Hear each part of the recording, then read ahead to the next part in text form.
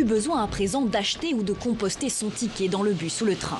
Le Luxembourg est le premier pays du monde à offrir la gratuité de tous les transports publics sur l'ensemble du territoire national. Une mesure qui a convaincu certains luxembourgeois comme Bettina de laisser leur voiture à la maison. Aujourd'hui, on voulait vraiment utiliser les transports aussi gratuits pour essayer déjà une fois et je pense que ça c'est une belle initiative. Une initiative accessible à tous les usagers des transports publics, qu'ils soient citoyens luxembourgeois ou étrangers. Les voyageurs se montrent très satisfaits de cette mesure écologique et sociale. Ça fera du bien au portefeuille. Je vais économiser 50 € par mois, donc plus ou moins 600 € par année. Mais c'est énorme.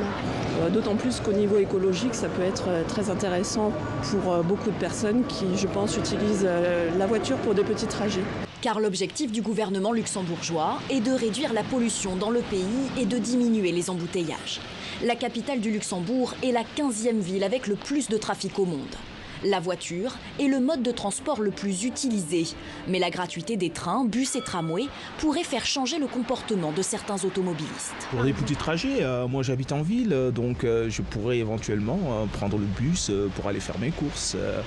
Ou tout simplement pour aller me promener en ville, donc vu que c'est gratuit, donc pourquoi pas.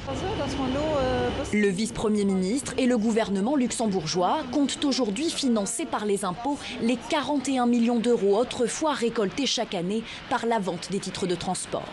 On peut utiliser le même modèle dans d'autres grandes agglomérations. Quand vous prenez en France, par exemple, je peux très bien m'imaginer que dans l'agglomération de Paris, du Grand Paris, qu'on pourrait mettre en place un système similaire.